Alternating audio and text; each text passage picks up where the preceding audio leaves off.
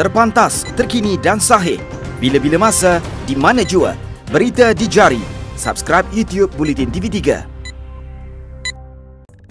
Buletin Pagi 23 Mei bersama saya Hawa Rizwana Rizwan. Tajuk utama pagi ini: kehilangan dua aktivis sosial, KDN akan wujudkan pasukan petugas khas.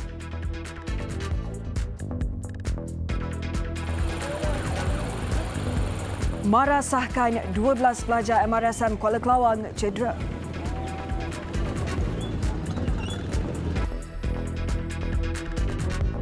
Assalamualaikum dan salam sejahtera.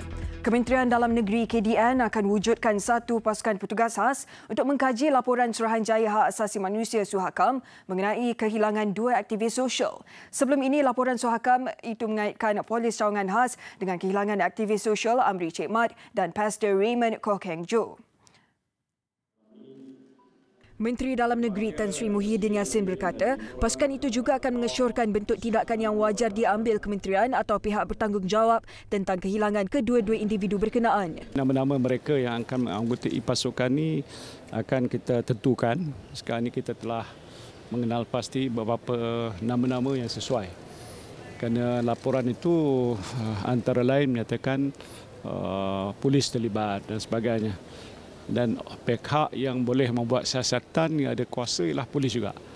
Jadi kita nak memastikan bahawa anggota yang menjadi anggota ini selain daripada polis, ada pihak-pihak yang saya fikir sesuai akan kita namakan dan diberikan satu tempoh yang berpatutan, mungkin 3 bulan sebagai contoh untuk mengemukakan keputusan hasil daripada siasatan terhadap laporan yang telah dikeluarkan oleh Suhakam tadi.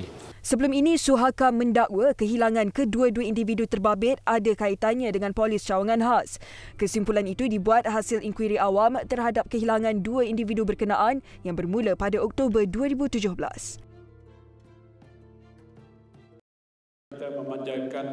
Sementara itu, mengulas mengenai kenyataan penasihat media Perdana Menteri Dato' A. Kadir Jassin bahawa menteri yang kurang menyerlah wajar meletak jawatan secara sukarela, Tan Sri Muhyiddin berkata terserah kepada individu yang dimaksudkan untuk berbuat demikian jika merasakan mereka tidak lagi sesuai berada dalam kabinet. Itu pandangan seorang orang kata pengamal media, walaupun dia daripada Parti Bersatu, itu fikir serah pada pihak yang individu yang dimaksudkan tadi. Saya tak tahu siapa yang maksud. Kalau saya berhentilah. Kalau orang lain itu terserah pada mereka lah. Beliau yang juga Presiden Bersatu berkata kenyataan itu hanyalah pandangan peribadi seorang pengamal media dan tindakan menggantikan seseorang menteri adalah bidang kuasa Perdana Menteri.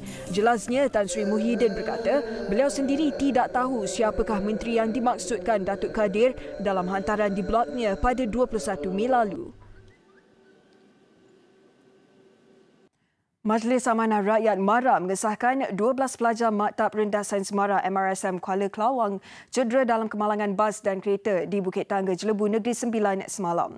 Dalam satu kenyataan yang dikeluarkan bahagian komunikasi korporatnya memaklumkan 6 pelajar dibawa ke Hospital Jelebu, 5 lagi dirawat Klinik Kesihatan Jelebu dan seorang di Hospital Tuanku Jaafar. Dalam kejadian kira-kira jam 3.39 petang semalam, seorang pelajar College Vocational Kuala Kelawang maut manakala 25 yang lain cedera sebaik bas awam dinaiki terbabit dengan kemalangan. Nahas berlaku di Jalan Kuala Kelawang, Seremban, Bukit Tangga. Ketua Jabatan Siasatan dan Penguatkuasaan Trafik Negeri Sembilan, Superintenden Ibrahim Muhammad Abdul berkata, 25 pelajar berkenaan menaiki bas awam dari Kuala Kelawang menuju ke Seremban. Sebaik tiba di lokasi, bas itu dipercayai hilang kawalan sebelum terbabit kemalangan dengan SUV yang dinaiki 2 lelaki. Kemalangan menyebabkan pelajar Muhammad Firdaus Syahrul Azam, 17 tahun, maut.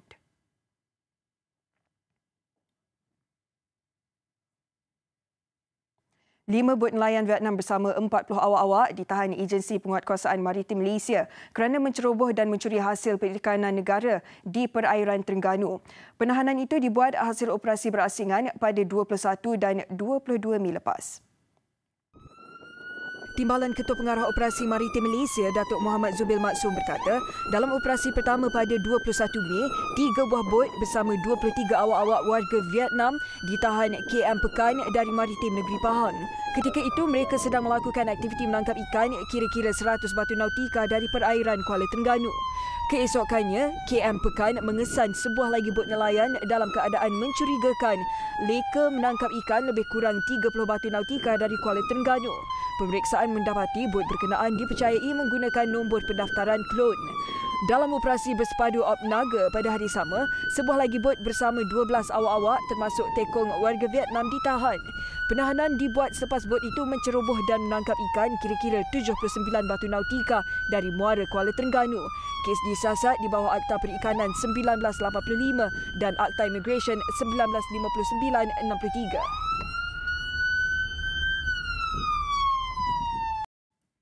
Pemberian buku sebagai cara mengagihkan zakat adalah inisiatif yang harus dipuji. Menurut Menteri Pendidikan Dr. Mazli Malik, pemberian buku dapat memajukan pendidikan dalam kalangan murid-murid asnaf. Pertama sekali saya ingin mengucapkan syabas dan tahniah kepada pihak PPZ Mawib atas kesediaan menyahut saranan untuk menggalakkan pengagihan sumbangan daripada zakat dalam bentuk buku selain amalan kebiasaan memberikan wang tunai dan makanan kepada golongan asnaf. Alhamdulillah, wang zakat warga KPM yang disalurkan melalui PPZ Mawib dapat digunakan untuk memajukan pendidikan murid-murid asnaf. Tambah Dr. Mazli lagi, usaha itu selaras dengan ajaran Islam yang amat menitik beratkan ilmu sebagai panduan untuk mencapai kebahagiaan dunia dan akhirat. Perkara itu disampaikan beliau dalam ucapan Majlis Pelancaran Program Zakat Semarak Ilmu. Program terbabit dijalankan dengan kerjasama Kementerian Pendidikan, Majlis Agama Islam Wilayah Persekutuan, Pusat Pengurutan Zakat dan Institut Terjemahan dan Buku Malaysia. Melalui program itu, wang zakat warga Kementerian Pendidikan akan disalurkan dalam bentuk pemberian buku dan bahan ilmiah. Disaksikan oleh Yang Berhormat Menteri.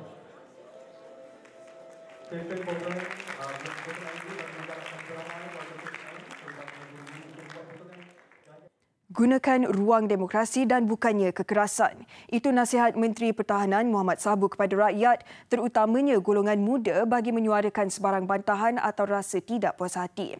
Ini kerana tindakan kekerasan dengan mengangkat senjata menjadikan banyak negara Islam ketika ini berhadapan pergolakan yang membawa derita kepada rakyatnya. Mamat nasihatkan jangan sekali-kali mengangkat senjata dan terlibat dalam mana-mana membuat alat-alat letupan. Ini cukup penting. Terlibatlah dalam cara demokrasi. Tak apa, sebab kalau kita mula mengangkat senjata, orang lain balas balik dengan angkat senjata. Lihatlah kehancuran berlaku di Iraq, kehancuran berlaku di Syria, kehancuran berlaku di Somalia, kehancuran berlaku di Afghanistan.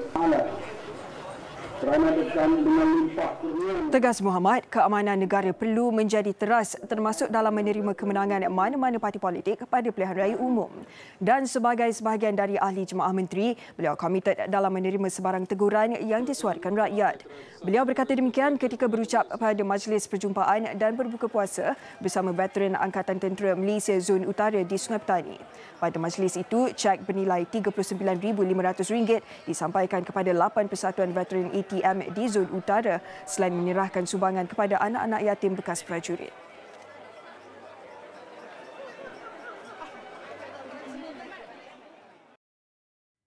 Cukai pintu bagi semua pengilang kelapa sawit yang beroperasi di Sabah ditangguhkan untuk sementara waktu. Perkara itu diumum oleh Timbalan Ketua Menteri Sabah, Datuk Jauzan Sambakong, selepas ia diluluskan oleh Ketua Menteri Sabah, Datuk Seri Muhammad Syafiee Apdal, ekoran harga minyak sawit mentah yang tidak menentu ketika ini. Penangguhan cukai pintu ke atas kilang kelapa sawit, kilang-kilang kelapa sawit yang beroperasi di negeri Sabah ini. Mana tidak dikenakan cukai pintu, ditangguhkan buat seketika. Tujuan dia supaya kita dapat menarik lebih ramai lagi pelancong ataupun investor pelabur daripada luar untuk melabur di Sabah.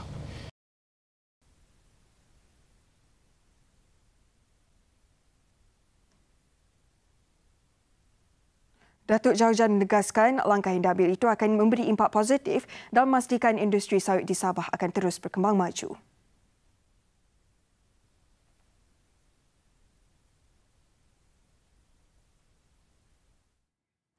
Berat mata memandang, berat lagi bahu yang memikul. Begitulah nasib 30 orang penjaja yang menjadi mangsa kebakaran di tapak perniagaan di Jalan Masjid India baru-baru ini. Bagi menanggung keperitan yang dialami, apa yang mereka harapkan agar ada sinar baru menjelang Aidilfitri ini. Di sini tercipta nostalgia sejak sekitar 16 tahun lalu. Menjadi kebiasaan tumpuan penggemarnya saban tahun berkunjung ke sini mencari kelengkapan persiapan Aidilfitri, namun kini musnah tinggal kenangan. Bagi Zairi Zainal, hanya redha selain mendambakan keajaiban Sang Pencipta agar dibuka pintu rezeki baru yang dapat dilakukannya kini. Saya malu saya nak ceritalah. Tanya orang yang lain yang tahu sajalah. Ini ada pasal saya tak pernah pinjam pakai kedua orang tua saya. Ini kali pertama saya pinjam duit orang tua saya. Jadi raya tahun ni macam mana? Tahun ni raya macam biasalah. Tapi saya tak tahun ni dalam 14 tahun ni dah saya tak pernah balik kampung. Tinjauan TV3 mendapati ia masih ditutup untuk tujuan keselamatan dan siasatan yang dipercayai berpunca akibat lita pintas. Manakala baki 113 gerai lagi masih beroperasi seperti biasa. Sebab dalam masa yang terdekat ni kita tak boleh nak tanya seorang-seorang. Jadi persatuan mengambil satu tindakan yang untuk membantu semualah. So kita ambil purata semampu boleh. Kami sebagai persatuan ni tengah fokus nak percepatkan ni. Jadi terima kasih kepada pihak DBKR dan kementerian yang nak membantu. InsyaAllah keputusan mungkin keluar hari ini. Harapan mereka agar gerai terjejas terbabit ditempatkan di lokasi baru secepat mungkin supaya dapat menampung sekurang-kurangnya kerugian dialami. Sebelum ini, Dewan Bandaraya Kuala Lumpur DBKL mencadangkan lokasi sementara kira-kira 1 km dari tapak asal di lorong Tuanku Abdul Rahman Ta 3 atau 5. Muslim Volunteer Malaysia MVM menganjurkan misi bantuan Ramadan Syria Kami Datang 3.0 dengan kerjasama Global Peace Malaysia GPM dan Malaysian Lifeline for Syria MLL4S. Kali ini Turki dan Syria menjadi pilihan destinasi untuk misi kali ini yang disertai 6 sukarelawan. Misi selama 8 hari bermula dari 23 Mei sehingga 30 Mei itu bakal meliputi pemberian sumbangan 20,000 pak iftar untuk pelarian Syria di Turki, 1,000 pak makanan untuk keluarga pelarian di pinggir Idlib, Syria serta agihan baju raya kepada 250 kanak-kanak di kamp pelarian Syria. Bila kita menyantuni pelarian Syria yang berada di kawasan kamp-kamp ni dan kita pergi bersama mereka dengan kerjasama kerajaan Turki. Jadi kita akan insyaAllah secara total lebih kurang 20,000 pelarian Syria dan pada masa yang sama kita juga akan mengadakan majlis buka puasa bersama dengan Datuk Bandar Kilis di Turki bersama dengan pelarian Syria di sana. Di samping itu, rakyat Malaysia juga boleh memberikan sumbangan serendah RM30. Sasaran kutipan bagi misi adalah RM500,000 dan setakat ini sebanyak RM180,000 telah dikumpulkan. Untuk maklumat lanjut, boleh layari Facebook Muslim Volunteer Malaysia MVM, GPM atau MLL4S. Dengan semangat ukhuwah di bulan Ramadan dan persiapan menjelang Hari Raya, rangkaian televisyen Media Prima bersama Kementerian Wilayah Persekutuan mengambil kesempatan menyantuni 200 anak yatim dan golongan asnaf. Majlis program amal ini adalah salah satu aktiviti anjuran Grand Bazaar Ramadan Raya 2019 GBRR yang kini berlangsung di pekarangan Stadium Nasional Bukit Jalil, Ibu Negara. Tempat ini telah disediakan kemudahan-kemudahan untuk membeli belah dengan berbagai-bagai macam benda yang boleh kita beli, saya pasti, dan juga kemudahan-kemudahan untuk kita menunaikan kewajipan kita. Majlis sumbangan untuk asnaf, sudah tentu apabila sumbangan itu dapat diberikan, dapatlah sama-sama kita bergembira untuk meraihkan Hari Raya yang insya-Allah bakal tiba. Dan dengan itu anak-anak juga tidak dilupakan untuk sama-sama dapat bergembira meraihkan Hari Raya. Majlis penyampaian bantuan sumbangan diberikan kepada 200 anak yatim daripada Rumah Anak Yatim Angkatan Tentera dan 80 asnaf daripada Bandar Tun Razak serta kawasan sekeliling. Jumlah keseluruhan bantuan bernilai RM10,000 itu adalah hasil sumbangan pelbagai pihak dan syarikat swasta. Dalam pada itu, Media Prima Berhad selaku penganjur bersama menyediakan tempat sempena Grand Bazaar Ramadan Raya 2019 yang dimeriahkan dengan 436 peniaga daripada pelbagai sektor.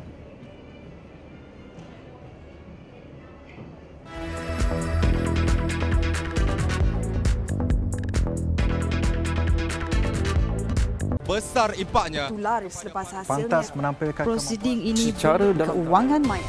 Berita di jari. Subscribe YouTube Bulletin TV3. Perkembangan antarabangsa. Amerika Syarikat menggesa supaya Agensi Pelarian Palestin Pertubuhan Bangsa-Bangsa Bersatu UNRWA dibubarkan. Gesaan itu dibuat beberapa minggu sebelum mendedahkan aspek ekonomi terhadap Pelan Damai Asia Barat mereka. Ketika berucap di hadapan Majlis Keselamatan PBB, Penasihat Amerika Syarikat Jason Greenblatt berkata, agensi terbabit hanya bersifat sementara. Greenblatt bersama menantu Trump, Jared Kushner, yang membuat draft cadangan Pelan Damai itu menegaskan sudah tiba masanya untuk menyerahkan tugas itu kepada negara yang menaja pelarian dan badan bukan kerajaan. Tahun lalu, pentadbiran Presiden Donald Trump menghentikan semua pembiayaan yang diperuntukkan kepada UNRWA. Beliau mendakwa terdapat kelemahan dalam agensi itu ketika Washington mencari penyelesaian terhadap konflik Palestin-Israel.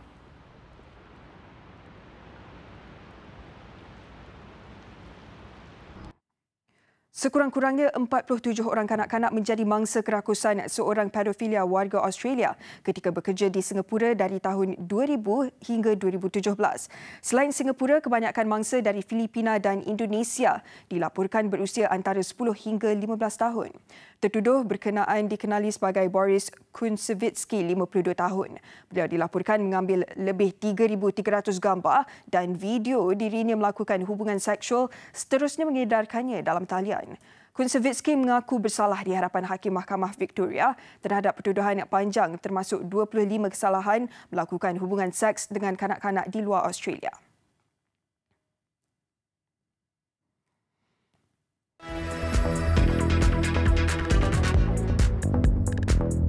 Besar impaknya. Tular selepas hasilnya. Pantas menampilkan prosiding ini secara dalam keuangan maya. Berita di jari. Subscribe YouTube Bulletin TV3. Sukan. Skuad badminton kebangsaan hari ini akan turun menentang pilihan kedua Jepun pada aksi suku akhir Piala Sudirman 2019 di Nanning, China.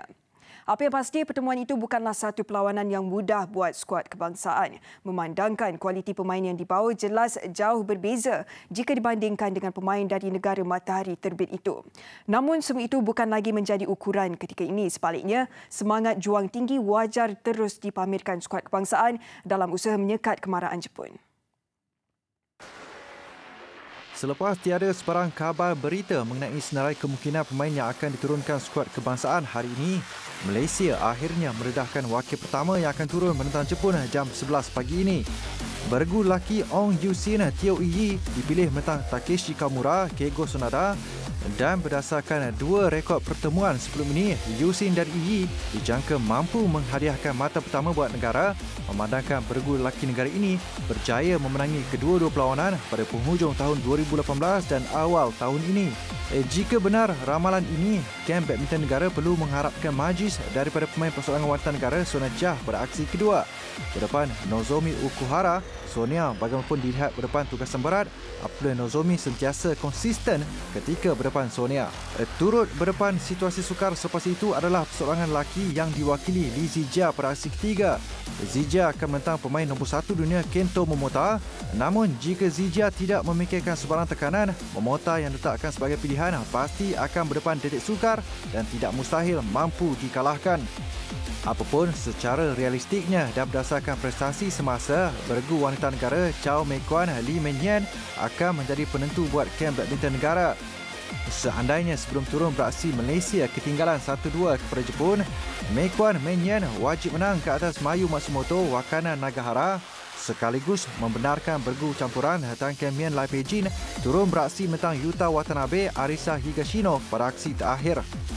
Jika prestasi menjadi ukuran ketika ini, Kiamin dan Peijin dijangka mampu menghadiahkan mata kemenangan dan membawa Malaysia ke pentas separuh akhir. Berikutan 3 rekod pertemuan menentang lawan sama menyaksikan Kiamin Peijin memenangi kesemua perlawanan. Apapun ramalan ini, skuad badminton negara dijangka tetap memberi saingan sengit kepada Jepun dalam usaha membalas dendam kekalahan kepada lawan sama 2 tahun lalu juga di peringkat suku akhir.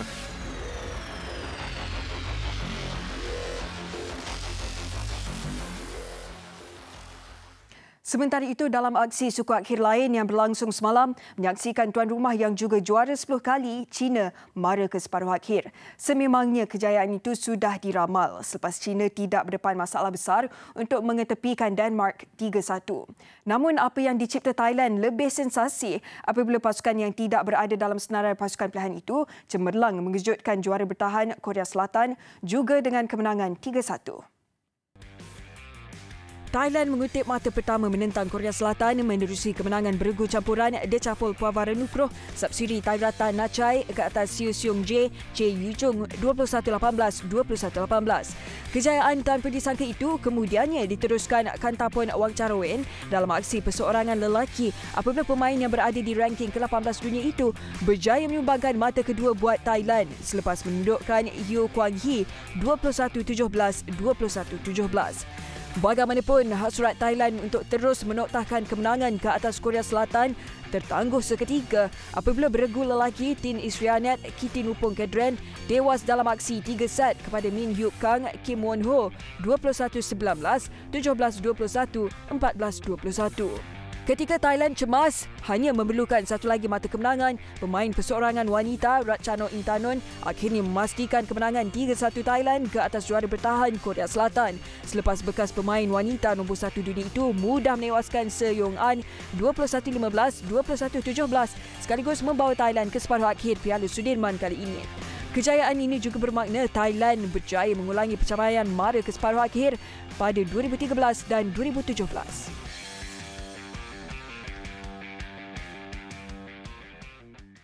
Selepas sekian lama mendakwa Johor Darul Takzim JDT menyambar Muhammad Ahya Abdul Rashid tanpa saluran yang sah, Wakil Persatuan Bola Sepak Kedah KFA bersama pasukan peguam mereka akhirnya menyerahkan bahan bukti dan fakta kepada Jawatankuasa Status Persatuan Bola Sepak Malaysia FAM semalam. Menerusi satu kenyataan di Facebook rasmi KFA, Persatuan Bola Sepak itu berharap dapat menegakkan keadilan seperti yang diperjuangkan selama ini. Memetik kenyataan di Facebook rasmi KFA, pihak KFA melalui pegawai yang telah dilantik telah menyerahkan semua bahan bukti dan fakta yang berkaitan kepada Jawatankuasa Status FAM bagi dipertimbangkan sewajarnya aduan yang telah dibuat dalam merumuskan satu keputusan yang adil. Walaupun menunggu berbulan-bulan dan menerima pelbagai reaksi, terutamanya dari peminat bola sepak Kedah serta Malaysia, KFA tidak pernah culas dalam menegakkan keadilan sekaligus berharap semoga kebenaran akan terungkai dan berpihak kepada KFA.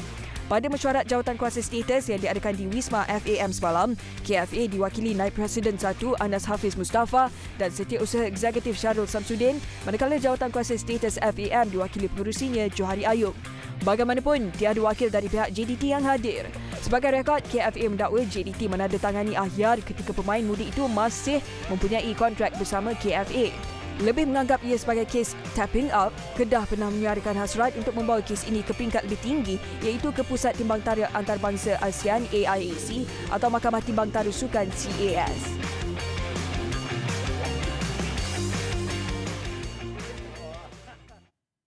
Sekian Buletin Pagi. Terus ikuti Buletin TV3 di platform digital dan media sosial kami. Saya Hawa Rizwan. Assalamualaikum dan salam hormat.